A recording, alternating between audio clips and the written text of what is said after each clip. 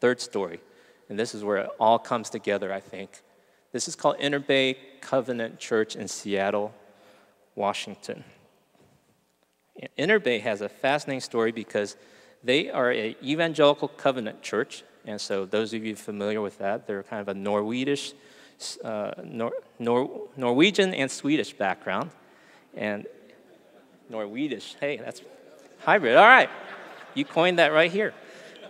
Told you it was late in the day. It's affected me too. And they started as a thriving church. 60 years later, dwindled to about 75 in attendance. They had a warehouse that was reaching the kids, and a upstart church 10 years ago named Quest renovated that warehouse into a cafe to serve the local community. So Monday to Saturday, it was a coffee house with organic coffee and that kind of thing that Seattleites like their coffee really strong and not franchised. And so they really dug deep into serving the local community. And then on Sunday, this was also the venue for their church.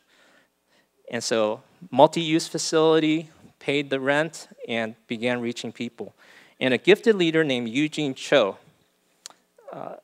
great communicator, kind of a second-generation Korean American, began to see people coming to Christ from all ethnicities and all socioeconomic backgrounds.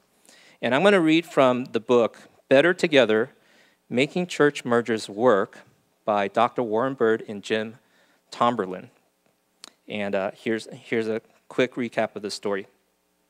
So the 40 members of the Inner Bay Covenant Church, as it was declining in its history, their longtime pastor, 61, wanted to move on. But he had been meeting with Eugene Cho for over a year, building a relationship and investing in each other's lives. And they saw this thriving ministry that was renting from them. Well, over a year and a half of dialogue and prayer and conversations, they decided to merge the two churches together. Here's the radical thing. The older, vested church gifted their building to this young church that was reaching all kinds of people.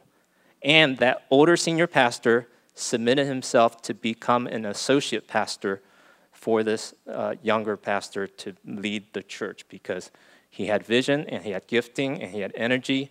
And now they instantly became more multi-ethnic and multi-generational, and church today is running well over 600. And it's been featured in the Seattle newspaper, and it's a fascinating story, and I'm out of time. And so I close with this. That's a picture of their new sanctuary. Next generation churches are trending. That's one example. And I'll close with this. Perhaps turnaround looks a little different. I grew up in the Washington, D.C. area. Here they have roundabouts. So rather than think of turnaround as just going from one way and turning to the other, maybe it's going into a circle and going to all kinds of different directions. Thank you for listening. Bye-bye.